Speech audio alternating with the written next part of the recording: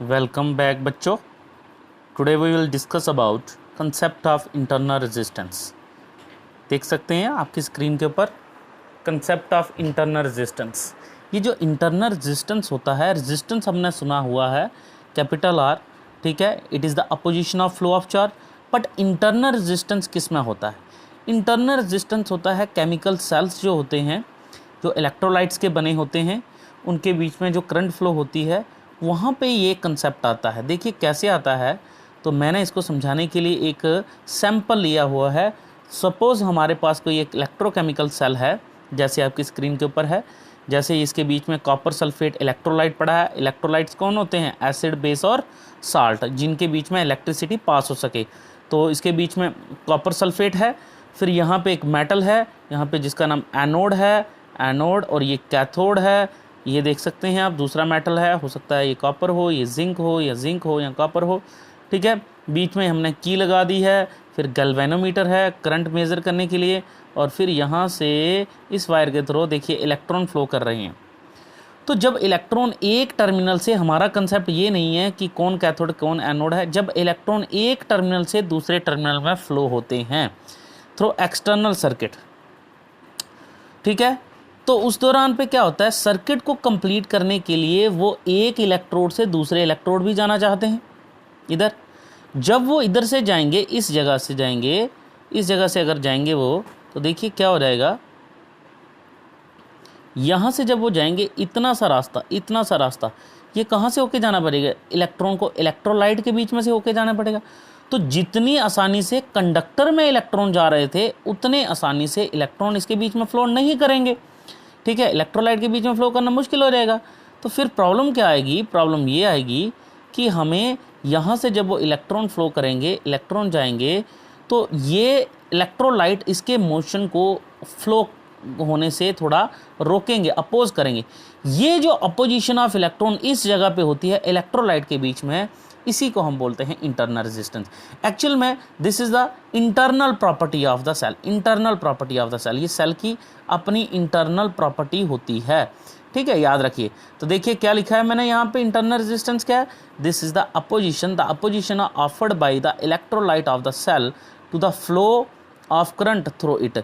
जैसे ही इलेक्ट्रोलाइट के बीच में से करंट फ्लो करती है, तो वो चार्ज के फ्लो को अपोजिशन जो है वो प्रोवाइड करता है, अपोज करता है, उसी को हम बोलते हैं इंटरनल रेजिस्टेंस, ठीक है। ये बहुत कम वैल्यू होती है। It means it is the internal property of the cell. जब सेल के बीच में करंट फ्लो होने स्टार्ट कर देगी, तो उसके बीच में जब एक टर्मिनल से दूसरे टर्मिनल करंट फ्लो करेगी, तो रेजिस्टर जो सेल होगा उसके अंदर कुछ रेजिस्टेंस प्रोवाइड होगा, और उसी के बीच में कुछ वोल्टेज ड्रॉप होगी, जिसकी वजह से उसकी एक्चुअल वोल्टेज जो ईएमएफ है, ठीक है, उससे वोल्टेज उसकी कम आएगी। याद रखिए, ईएमएफ अगर 1.5 वोल्ट है, सपोज करते हैं, तो जब एक टर्मिनल से जब ये सर्किट में यूज़ होगा, तो तब हम देख सकते हैं कि हमारे पास जो वैल्यू आएगी वो 1.5 से कम आएगी, हो सकता है 1.3 वोल्ट आए। तो 0.2 वोल्ट आई, वो ड्रॉप होगी इंटरनल रेजिस्टेंस के बीच में, ठीक है, ये बात याद रखिएगा, ठीक है। तो अब आगे बढ़ते हैं हम कि ये किस किस चीज़ों के ऊपर, किस किस प्रॉपर्टी के ऊपर डिपेंड करता है। इंटरनल रेजिस्टेंस देखिए डिपेंड करता है, पहली बात, डिस्टेंस बिटवीन द इलेक्ट्रोलाइट। देखिए अगर इलेक्ट्रोलाइट के बीच में डिस्टेंस ज़्यादा होगा, तो इलेक्ट्रॉन को और ज़्यादा जाना पड़ेगा, ठीक है, एक टर्मिनल से दूसरे टर्मिनल में। तो इसका मतलब क्या हो जाएगा, जो हमारे पास इंटरनल रेजिस्टेंस है वो बढ़ जाएगा, ठीक है। इलेक्ट्रोलाइट अगर बहुत अच्छा है, अच्छी क्वालिटी का है, तो इंटरनल रेजिस्टेंस कम होगा। लेकिन इलेक्ट्रोलाइट अगर वीक है, वीक इलेक्ट्रोलाइट, देखिए स्ट्रॉन्ग इलेक्ट्रोलाइट इसको कम अपोज करेंगे, लेकिन वीक इलेक्ट्रोलाइट होंगे, तो वीक इलेक्ट्रोलाइट क्या करेंगे, उसको और आसानी से इलेक्ट्रॉन को मूव नहीं करने देंगे। इट मीन्स उससे भी क्या हो जाएगा, इंटरनल रेजिस्टेंस बढ़ जाएगा। तो weak electrolyte internal resistance increases, strong electrolyte internal resistance decreases, ठीक है, ये बात आप याद रखेंगे। अब आता है common area of the electrolyte. यहाँ ये नहीं है, ये है electrode dipping in the electrolyte, कि जो एरिया है यहाँ पे देखेंगे कि उनका कॉमन एरिया कितना है। अगर कॉमन एरिया दोनों का जो है वो ज़्यादा है, ठीक है, ये वाला एरिया ज़्यादा है, इलेक्ट्रोलाइट मोटा ताज़ा है, ज़्यादा है, तो इसको आने में, ठीक है, आसानी हो जाएगी पास में जल्दी से। अगर एरिया ही इनने कम घेरा हुआ है, छोटे छोटे हैं, ठीक है, तो इसका मतलब क्या हो जाएगा, इलेक्ट्रॉन को चलने में टाइम लगेगा। तो जितना विड्थ ज़्यादा होगी, एरिया ज़्यादा घेरा होगा इलेक्ट्रोलाइट ने, ठीक है, सॉरी इलेक्ट्रोड्स ने, तो उतना आसानी से इलेक्ट्रॉन फ्लो करेंगे। तो ये भी बात याद रखेंगे। और एरिया कम होगा तो इलेक्ट्रॉन का फ्लो मुश्किल हो जाएगा। तो ये था हमारे पास इंटरनल रेजिस्टेंस क्या होता है और कौन कौन से फैक्टर उसके ऊपर डिपेंड करते हैं।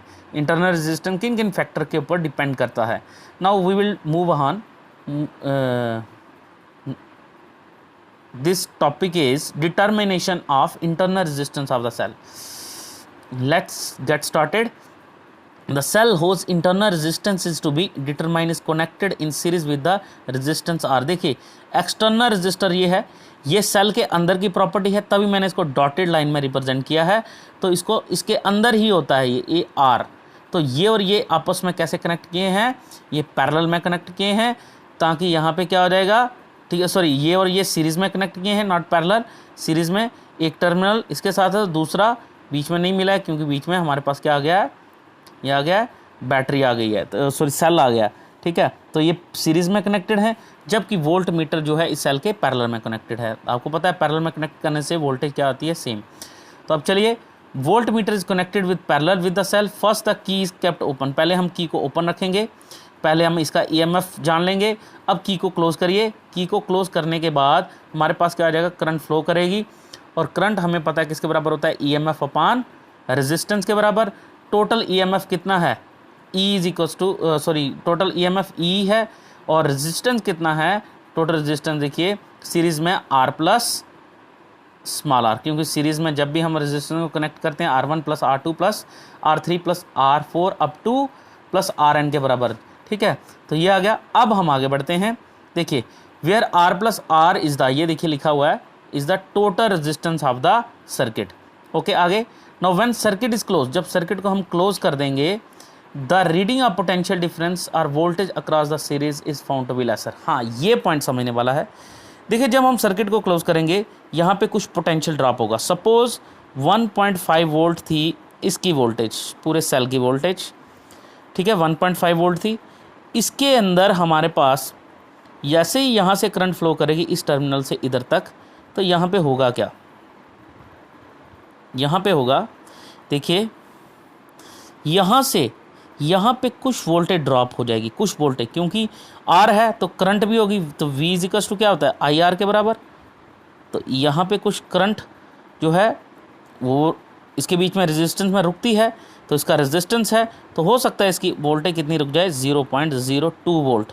तो अगर 0.2 वोल्ट चली गई इधर, तो हमारे पास बची कितनी, अगर 0.2 वोल्ट इधर चली गई तो टोटल बची कितनी, 1.5 थी, उसमें से बची 1.3 वोल्ट। तो इसका मतलब टोटल वोल्टेज जो होगी वो कम हो जाएगी। ईएमएफ, अब वो ईएमएफ नहीं रहेगी, वो ईएमएफ कितनी कम होगी अभी देख देते हैं। तो जो वोल्टेज होगी टर्मिनल वोल्टेज, वो ईएमएफ से माइनस कर देंगे अगर आईआर। आईआर मतलब जितना पोटेंशियल ड्रॉप हुआ, दिस इज़ पोटेंशियल ड्रॉप, नीचे लिखा भी है मैंने। तो इंटरनल रेजिस्टेंस में कितनी वोल्टेज, जैसे मैंने आपको एग्जांपल बताई, कितनी वोल्टेज अभी आएगी, हमें निकालनी है न्यू वोल्टेज। तो हमने क्या करेंगे, 1.5 वोल्ट में से जितनी वोल्टेज उधर ड्रॉप हुई, सपोज 0.2 हुई, तो हमें पता लग जाएगा कितनी वोल्ट आएगी, 1.3 वोल्ट आ जाएगी। तो इसका मतलब 1.3 volt is the terminal voltage या पोटेंशियल डिफरेंस। तो ये पोटेंशियल डिफरेंस के बारे में मैंने पहले भी बताया लास्ट लेक्चर में। According to Ohm's law, Ohm's law कहता है V equal to I R के बराबर है। इक्वेशन फर्स्ट क्या आ जाएगी, देखिए। अच्छा एक और बात, अगर करंट नहीं ड्रा होगी ना, तो सेल के बीच में उसकी वोल्टेज और ईएमएफ दोनों बराबर होंगे, ये बात भी याद रखनी है। लेकिन अब देखते हैं, अगर ओम्स लॉ जो है, ओम्स लॉ की माने तो ओम्स लॉ कहता है V equal to I R के बराबर होता है। आई फर्स्ट इक्वेशन से हम देख सकते हैं EMF upon R plus R के बराबर है, तो इसकी जगह पे वैल्यू भर दी हमने। देखिए आई की जगह पे, ये आई की जगह पे हमने वैल्यू भर दी, E upon R plus R, equation first में आप देख सकते हैं। तो इंटू आर, जब बाई क्रॉस मल्टीप्लाई किया ये वैल्यू आई, फिर उसके बाद सॉल्व किया तो वी आर इस साइड, हमने यहाँ से ये जो हमारे पास था वी आर था, ठीक है, ये वाला कैपिटल आर वाला उठा के इस साइड ले आए। तो यहाँ पे उसके बाद हमने क्या किया, सॉल्व किया। सॉल्व करने पे हमारे पास क्या आया, आर इज इक्वल टू ये वाला इंटरनल रेजिस्टेंस के साथ हमें निकालना है, वी नीचे डिवाइड हो जाएगी, ये भी वी, ये भी वी। फिर एक चीज़ और याद रखिएगा, यहाँ से आर हमने कॉमन ले लिया, ये बाहर निकाल लिया, तो E upon V minus V upon V बचा तो 1 आया। तो this is your last formula of internal resistance. This is how you can find out internal resistance of the cell. तो बाकी हम करेंगे नेक्स्ट वीडियो में।